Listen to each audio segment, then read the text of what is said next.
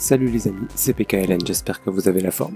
Aujourd'hui on va se faire une petite analyse du Bitcoin comme d'habitude. On va faire un petit peu le point là où on en est. Avant ça, si t'es pas encore abonné, je t'invite à le faire. Active la petite cloche pour pas rater les prochaines vidéos. Un petit comme, un petit like, ça fait super plaisir. Et allez, suis-moi, c'est parti.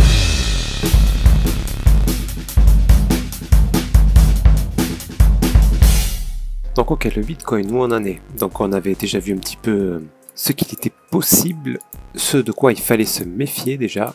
Je fais un petit rappel là-dessus. C'est toujours possible qu'on ait ici un régular comme ça. Mais bon, pour venir casser ce dernier plus bas, hein, je rappelle, ça ne veut pas forcément dire qu'on va descendre à 25 000, hein, attention. Mais voilà, c'est toujours possible, donc on se méfie, on met des stop-loss, etc. Par contre, il a l'air quand même plutôt chaud pour monter, là. Il nous a fait une sacrée impulsion récemment. Là, il est en train de la corriger. Et pour l'instant, la correction qui semble nous dessiner semble annoncer plutôt de la hausse. On reste méfiant, hein, parce qu'il y a toujours la possibilité là de venir plus bas. Et la deuxième possibilité qu'il a de descendre, c'est de nous donner ici un running. Soit ce running là, soit un running un peu plus grand. Ok, ça aussi c'est possible. Voilà, donc ça c'est ce qu'il faut, c'est ce dont il faut se méfier. On verra en fonction des signaux. Pour l'instant, qu'est-ce qu'on a dans l'immédiat? Alors on va commencer par une analyse en daily. Clac. Donc en daily déjà on voit que il est en train, enfin c'est daily plutôt 4 heures d'ailleurs, hein. Mais en daily on voit plutôt un signal de vente là, comme ça, impulsion, correction, donc ça m'étonnerait pas qu'il vienne descendre encore un petit peu. Ça veut pas dire là tout de suite, il peut monter encore hein, avant de descendre, simplement il doit nous corriger cette grande impulsion, ce qu'il est en train de faire. Quelle structure on connaît, structure corrective?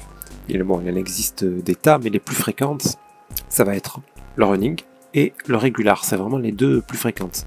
Après, il peut y avoir un expanding, contracting, etc. Là, pour l'instant, il est en train de nous faire ça. Donc là, s'il part, il peut continuer à monter jusqu'à casser ce top-là pour ensuite faire un mouvement similaire à celui-ci, là, un A, B, C. Ça serait un running qui nous annoncerait de la hausse. Il peut aussi faire ça, ça, et tout de suite venir descendre, casser ce dernier plus bas pour nous donner un beau régular. Voilà, dans les deux cas de figure, pour l'instant, il semble se dessiner plutôt un signal haussier. Hein. Donc ça ne veut pas dire qu'il faut rentrer tout de suite, mettre tout son argent. On pense au scénario baissier qui est encore possible. On va plutôt attendre une fin de structure comme ça, et derrière, en plus petite unité de temps, un signal d'achat. Là, ça sera l'idéal pour entrer. Immédiatement, en daily, c'est pas, on n'a rien qui nous dit super, faut acheter. Ok, là au contraire, on peut s'attendre encore un petit peu à de la baisse. Maintenant, en 4 heures, c'est totalement différent. Regardez ce qu'on a. Enfin, c'est totalement différent. Non, pas totalement justement. Mais dans l'immédiat, il peut très bien monter parce que ici, on a, clac, un expanding. Ok, il vient de péter le dernier plus haut et le dernier plus bas. Ça, c'est un expanding, c'est une figure de continuation aussi. Donc, après une impulsion haussière comme ça, on a bon espoir. Et d'ailleurs, c'est ce qu'il a l'air de commencer à faire ça, on a bon espoir de venir casser ce dernier plus haut. Ça peut être ensuite pour descendre, hein, donc, et nous terminer cette structure comme ceci. Ok, ce régular en plus grosse unité de temps. Ça peut être ça, ou peut-être venir monter, casser ce dernier plus haut pour nous donner plus tard un running ici. D'accord, qui nous annoncera une continuation haussière. Donc pour l'instant, la direction est plutôt vers le haut. Hein. Voilà, c'est l'unité de temps en fait qui va tout changer. Parce que en daily, je vous ai dit plutôt de la vente, et finalement, c'est plutôt de l'achat. Vous voyez, c'est là que ce qu'il faut bien faire attention au fractal et savoir ce qu'on trade. Si on trade du daily, on va attendre la fin de cette structure, hein. Que ça soit ça, venir casser le haut, puis descendre, ou ça. Ok, dans tous les cas, on va devoir attendre la fin de ces mouvements pour trouver un point d'entrée le plus bas possible, que ça soit là, ou même un peu plus haut si on a un running, mais trouver un point d'entrée pour pouvoir rentrer sereinement dans le trade et pouvoir mettre des break-even, donc des stop-loss en positif, quand on aura eu notre impulsion haussière. Ok, c'est ça l'objectif. Donc là, en 4 heures, là tout de suite, on n'a pas de signal en fait. Le signal il est passé, là c'est déjà en train de monter, c'est un peu tard. Donc ce qu'on peut faire, on peut regarder dans une plus petite unité de temps et voir en 1 heure qu'est-ce qu'on a. Pour voir s'il y a moyen de rentrer. Bon là, clairement pas. On vient d'avoir une grosse impulsion. Par contre, on a eu quelque chose de sympa là, regardez, on a eu un beau signal. Bon, celui-là, j'ai pas pu le faire en vidéo. Malheureusement, celui-là, là, je l'ai vu. J'ai essayé de faire une vidéo, j'ai eu un bug de micro, j'ai fait 2 fois la vidéo, 2 fois ça n'a pas marché. Bon, ça m'a gonflé. Le temps que je la fasse après et que je la poste, j'ai dit ça sert à rien. Le mouvement sera déjà passé. On essaiera de choper le prochain. Ok. Là, qu'est-ce qu'on va attendre? En tous les cas, on a eu ici ça avec là, donc ça faisait un beau régular. Là, on pouvait s'attendre à de la hausse. Et ce qu'on attend, vous voyez, c'est ce qu'on attendra en daily ou en 4 heures avant de rentrer, c'est ça. C'est-à-dire, on a une structure potentiellement terminée. Derrière, on a un setup d'achat. C'est là qu'il fallait rentrer. Une fois cassé le dernier plus haut, ici, d'accord, on pose un break-even, donc un stop loss en positif. Juste au-dessus du point d'entrée, parce que vous voyez, derrière, on peut avoir des corrections comme ça et se faire sortir. Par contre, si on l'a placé juste au-dessus, à la fin du flag, là, on rentre, on pose notre break-even juste au-dessus, eh bien, on se le fait pas toucher et puis on peut profiter d'une hausse un peu plus grande. Et bien sûr, quand on commence à être bien au-dessus de ce point d'entrée là, de ce dernier plus haut, ben là, il faut prendre des profits. Hein.